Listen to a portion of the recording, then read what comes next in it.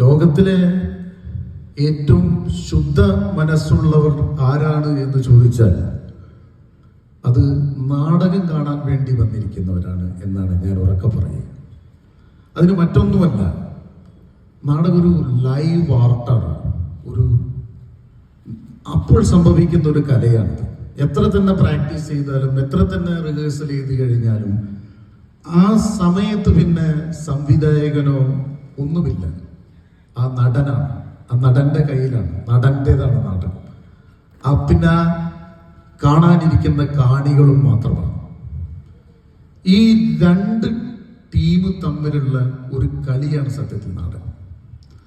ലോകത്തിലെ ഏറ്റവും ശുദ്ധ മനസ്സുള്ളവർ ആരാണ് എന്ന് ചോദിച്ചാൽ അത് നാടകം കാണാൻ വേണ്ടി വന്നിരിക്കുന്നവരാണ് എന്നാണ് ഞാൻ ഉറക്കെ പറയുക.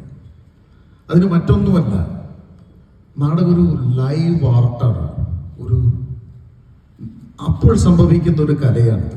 എത്ര തന്നെ പ്രാക്ടീസ് ചെയ്താലും എത്ര തന്നെ റിഹേഴ്സൽ ചെയ്ത് കഴിഞ്ഞാലും ആ സമയത്ത് പിന്നെ സംവിധായകനോ ഒന്നുമില്ല. ആ നടനാണ്, ആ നടന്റെ കയ്യിലാണ്, നടന്റേതാണ് നാടകം. പിന്നെ കാണാനിരിക്കുന്ന കാണികളും മാത്രമാണ്.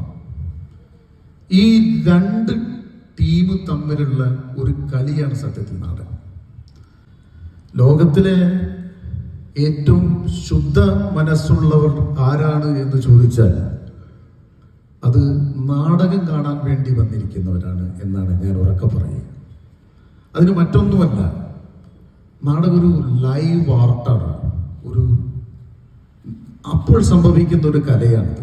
എത്ര തന്നെ പ്രാക്ടീസ് ചെയ്താലും എത്ര തന്നെ റിഹേഴ്സൽ ചെയ്ത് കഴിഞ്ഞാലും ആ സമയത്ത് പിന്നെ സംവിധായകനോ ഒന്നുമില്ല. ആ നടനാണ്, ആ നടന്റെ കയ്യിലാണ്, നടന്റേതാണ് നാടകം. പിന്നെ കാണാനിരിക്കുന്ന കാണികളും മാത്രമാണ്.